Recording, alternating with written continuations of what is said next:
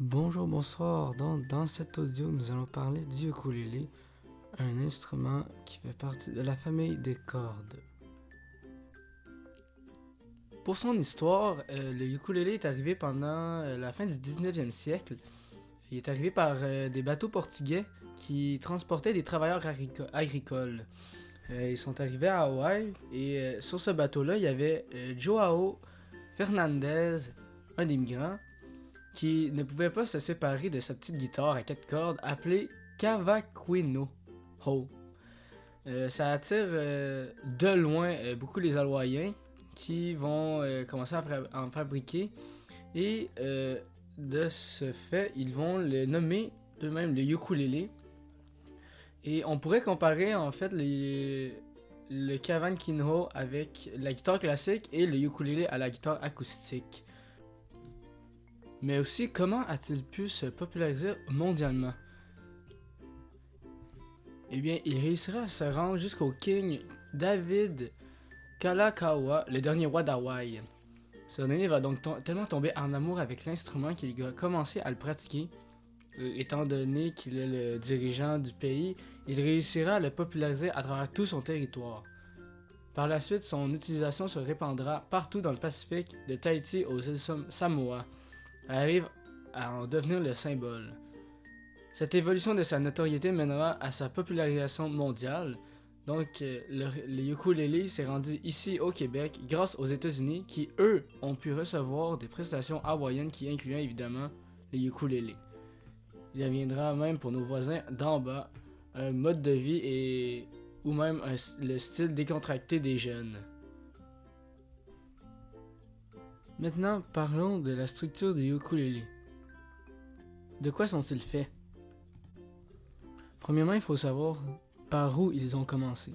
Donc, les premiers d'Hawaï étaient faits de koa, un bois typiquement de ce pays. C'est une variété en fait d'acacia hawaïenne. De plus, auparavant, les cordes étaient faites de boyaux de mouton, donc en d'autres mots, de la laine de mouton.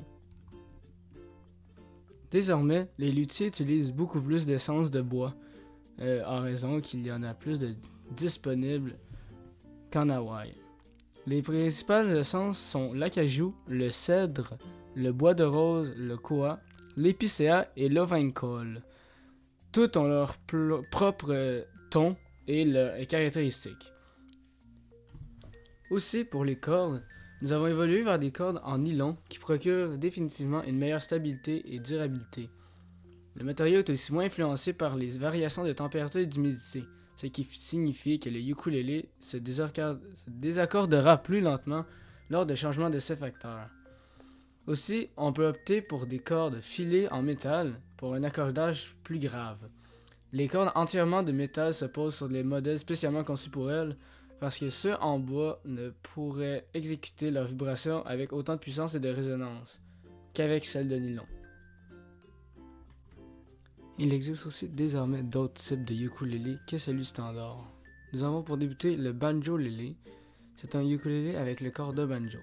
Il se joue comme un ukulélé normal, mais il sonne plus pointu et fort. Les notes meurent plus rapidement à cause du manque de soutien de la table d'harmonie qui est une membrane étirée et elle sonne très frappée. Pour continuer, nous avons le guitar-lélé. C'est un ukulélé à 6 cordes. Il est accordé comme la guitare, mais 5 tons plus haut. Donc si vous pouvez jouer de la guitare, c'est le même principe pour le guitar-lélé, mais plus aigu. Pour des sons plus graves, il existe le ukulélé basse. C'est comme une basse standard accordée de la même façon, mais sur un corps des ukulélés baryton. Les cordes, étant donné la longueur du diapason, qui est petite, se doit d'avoir des cordes très épaisses, car sinon on ne pourra pas entendre les sons émis. Pour les joueurs de scène, il y a le ukulélé acoustique électronique. C'est un ukulélé standard avec des systèmes électroniques. Par exemple, des micros pour pouvoir capter les sons et les transférer dans un amplificateur et un petit panneau de contrôle pour contrôler le volume et le ton du ukulélé à partir de ce dernier. Sur ce panneau se trouve aussi un accordeur intégré qui capte les vibrations à l'intérieur de l'instrument, ce qui est un peu plus précis et nous n'avons pas besoin de jouer aussi fort pour qu'il détecte une note. Et pour finir, le ukulélé électrique, est un ukulélé où le corps, au lieu d'être un genre de boîte, c'est une structure en bois plein. L'électronique des plus est le même que celui des basses et des guitares électriques. Les cordes sont communément en acier et de ce fait, elles vont produire très peu de son sauf si branchées dans un amplificateur. Ensuite, parlons de la structure des ukulélés. Les pièces et les mesures de cette structure n'ont pas changé au cours du temps, mais sont désormais beaucoup plus précises en prenant compte bien sûr des nouvelles technologies disponibles. Je vais donc vous les faire découvrir en passant par les plus grandes parties aux plus précises. Ici, nous pouvons voir les ukulélés comme 3 gros morceaux rattachés ensemble. La tête aux manches et le manche au corps du ukulélé. Tout d'abord, la tête. La tête est composée d'une mécanique et du sillet de tête. Donc la mécanique est une roue et vis sans fin, comme on peut voir ici. Cette roue et vis sans fin sert à accorder précisément les cordes du ukulélé. Pour ce qui est du sillet, malgré sa petite taille, il dispose de beaucoup de rôles. Il sert à garder les cordes écartées de façon constante sur tout le manche. Il sert aussi à supporter la tension des cordes, à déterminer le type de son d'une corde jouée à vide et à déterminer la hauteur des cordes comparée aux manches. Il existe aussi 3 types de sciés. Les sciés en plastique sont pour les guitares d'entrée de gamme. Ils ont une sonorité creuse et plate. Il y a aussi les sciés en composite. Ils sont utilisés généralement pour les guitares de moyenne gamme. Ils ont une sonorité percussive. Pour les sciés en os, ils sont beaucoup travaillés par les luthiers et ils sont utilisés pour les guitares de haute gamme parce qu'ils ont une très bonne densité et sont plus résistants et transmettent d'une manière exceptionnelle les vibrations émises par les cordes. Pour descendre ensuite sur le ukulélé, nous allons parler du manche. Le manche est en bois, généralement, et est l'intermédiaire entre la tête et le corps. Il est composé d'une touche et sur cette touche se trouvent les frettes. La touche, elle, est identifiable par sa couleur noire en général, parce qu'elle est faite de palissandre, en ébène ou en tout autre bois très dense. La touche possède aussi des repères entre la 5e et 6e, 7e et 8e, et 10e et 11e frettes.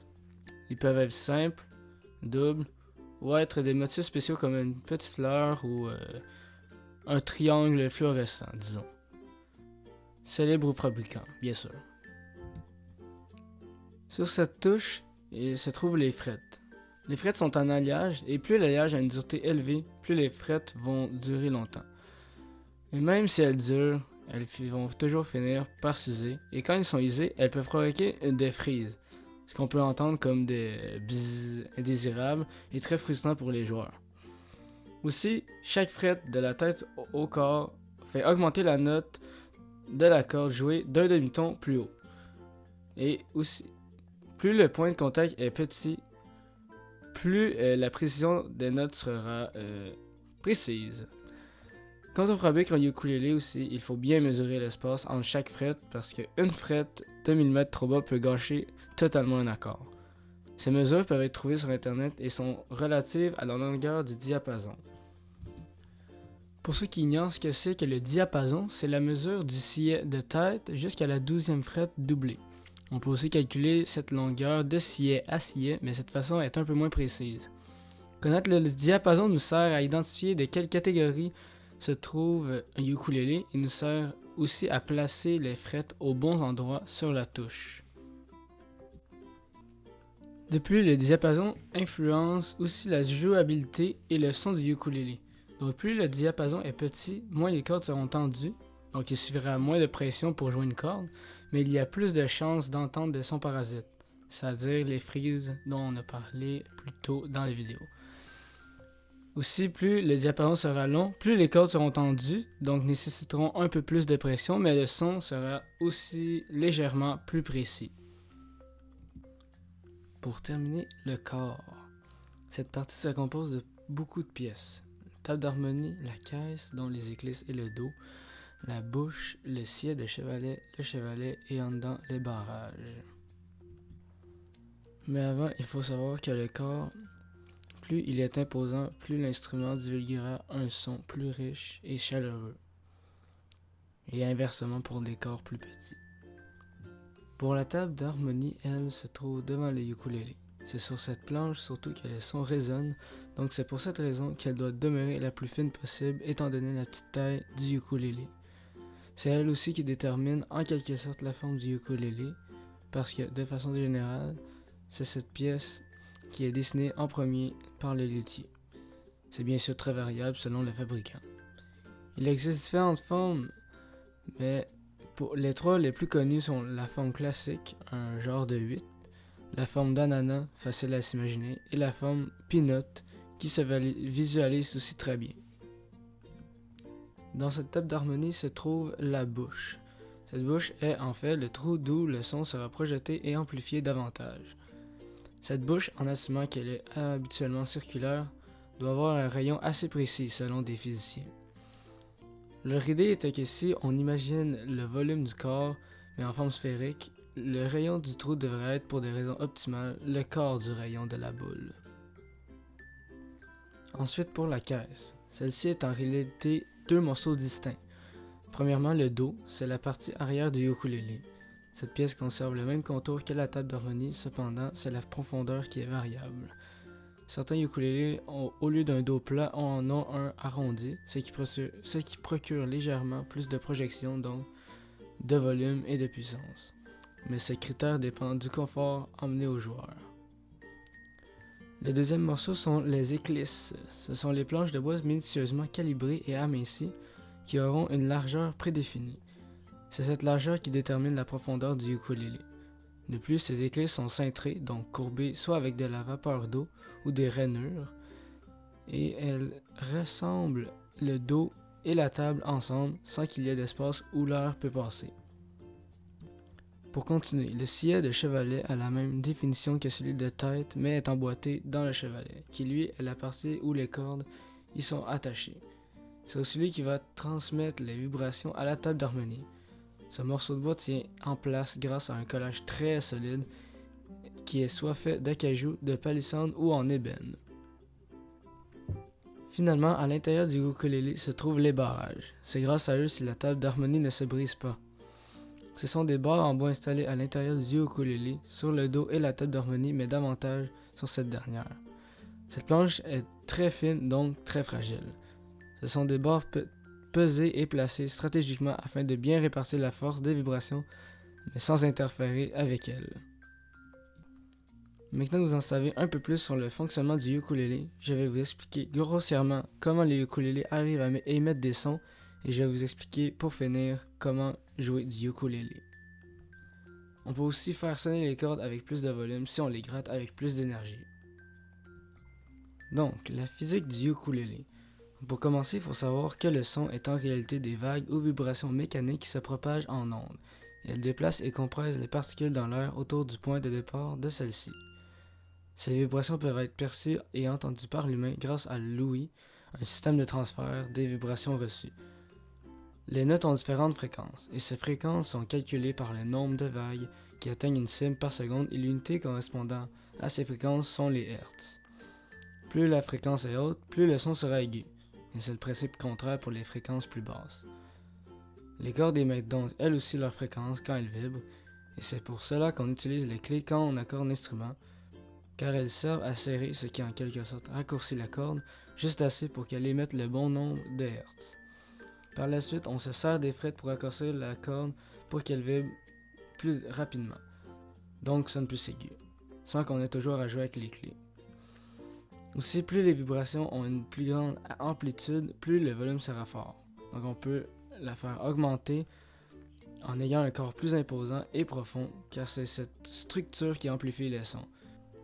Donc pour terminer cette vidéo, je vais vous expliquer le mieux possible comment jouer du ukulélé. Donc tout d'abord, vous allez savoir que le ukulélé est dans le bon sens s'il n'y a qu'une seule corde entre vous et la plus large. Après avoir été vérifié, vous allez devoir l'accorder, une étape primordiale avant chaque session. Sachez que chaque corde du ukulélé jouée à vide devrait provoquer une note précise. Pour l'accorder, c'est assez simple. Vous devrez jouer chaque corde à vide avec votre pouce qui gratte sur une corde vers le bas, environ un peu avant le début du manche, le plus près de l'accordeur. En allant de la plus haute à la plus basse corde, les notes des cordes devraient être G pour Sol, C pour Do, E pour Mi et A pour La. Pour un son plus aigu, il faut tourner cette clé à l'opposé de nous, donc sens anti-horaire pour toutes les clés, mais toujours en regardant la tête d'en haut. Pour aller vers plus grave, c'est le contraire, bien sûr. Une fois l'accordage terminé, vous pourrez commencer à jouer, assis ou debout, en gardant une belle posture pour ne pas subir de tension douloureuse dans votre dos ou épaules. Le corps du ukulélé devrait être déposé entre l'avant-bras, le bas du ventre et le coude du côté de la main avec laquelle vous allez gratter les cordes. Pour jouer, vous allez faire le même geste que vous avez utilisé pour accorder les ukulélés, mais cette fois, vous pouvez gratter plus qu'une corde. Pour l'un qui est sur le manche, celui-ci est déposé dans l'espace entre le pouce et l'index et vos 4 doigts devraient pouvoir chacun toucher toutes les cordes. Maintenant, vous pouvez changer la note d'une corde en appuyant assez fermement sur cette corde juste avant la frette visée, ce qui va raccourcir la corde et comme expliqué antérieurement, plus la corde est courte et serrée, plus le son sera aigu. Avec un peu de pratique, vous pourrez appuyer sur plusieurs cordes simultanément afin de créer des accords et une belle mélodie.